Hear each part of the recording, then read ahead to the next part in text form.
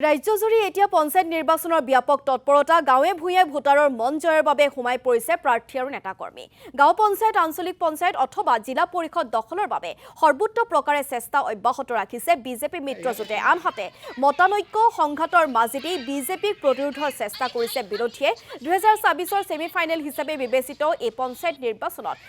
নিজৰ শক্তি প্ৰদৰ্শনৰ বাবে নামি পৰিছে প্ৰতিটো ৰাজনৈতিক দল আমি ইতিমধ্যে পঞ্চায়ত নিৰ্বাচনৰ বিভিন্ন প্ৰান্তৰ পৰিৱেশ আপোনালোকক দেখুৱাই আছো এতিয়া প্ৰতিটো ৰাজনৈতিক দল এক প্ৰকাৰ তৎপৰ হৈছে আৰু সমান্তৰালকৈ যিসকল প্ৰাৰ্থীয়ে এই নিৰ্বাচনত অৱতীৰ্ণ হৈছে সেই সকল প্ৰাৰ্থীয়ে কিন্তু প্ৰতিগৰাকী ভোটাৰৰ মন জয় কৰিবৰ বাবেও উঠি পৰি লাগিছে এনেদৰে পদুলিয়ে গৈ ভোট ভিক্ষা কৰিছে প্ৰাৰ্থীসকলে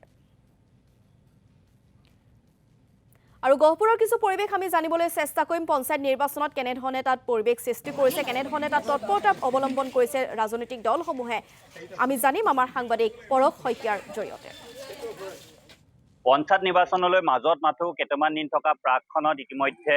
প্ৰাৰ্থীসকলে নিজৰ যি নিৰ্বাচনী প্ৰচাৰ ইতিমধ্যে কৰি আছে আৰু বৰ্তমান গহপুৰ সমষ্টিৰ যি কলাবাৰী জিলা পৰিষদৰ নিৰ্দলীয় যিগৰাকী প্ৰাৰ্থী নৱজ্যোতি নেওগ ইতিমধ্যে গাঁৱৰ বিভিন্ন অঞ্চলত এনেধৰণে নিৰ্বাচনী প্ৰচাৰ তেখেতে চলাই আছে তাৰ দৃশ্য পোনপটীয়াভাৱে প্ৰতিদিন টাইমত দৰ্শকসকলক দেখাই আছে এনেদৰে তেওঁ যি নিৰ্বাচনী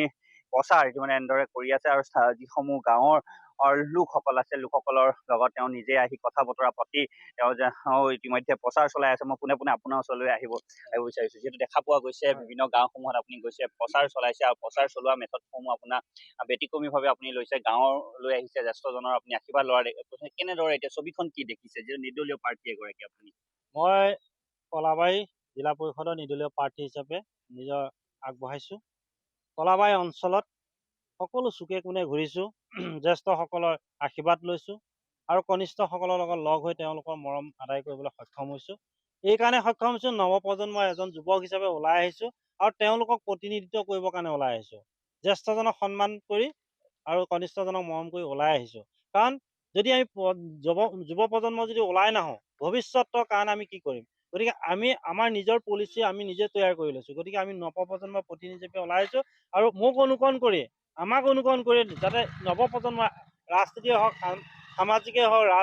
অৰ্থনৈতিকে হওক যিকোনো ক্ষেত্ৰত যাতে আগবাঢ়ি যাব পাৰে তাৰ কাৰণে মই এই মন লৈ পেলাই আগবাঢ়ি আহিছো যিহেতু আপুনি এগৰাকী নিৰ্দলীয় প্ৰাৰ্থী এফালে কংগ্ৰেছৰ প্ৰাৰ্থিত্ব আগবঢ়াইছে বিজেপিও প্ৰাৰ্থিত্ব আগবঢ়াইছে এতিয়া যুঁজখন নিৰ্বাচনী যুঁজখন কাৰ মাজত আপোনাৰ যুঁজখন হ'ব মই প্ৰতিটো মোৰ বক্তব্যতে মই কৈ আহিছিলো মই নিৰ্দলীয় প্ৰাৰ্থী হিচাপে মই প্ৰাৰ্থিত্ব আগবঢ়াওঁতেনে মই ভাবিছিলো যিখিনি মানুহে মোক মৰম কৰিব তাতকে বহুত মানুহ মোক মৰম কৰিব আহিছে আৰু কলাবাৰী অঞ্চলৰ বিভিন্ন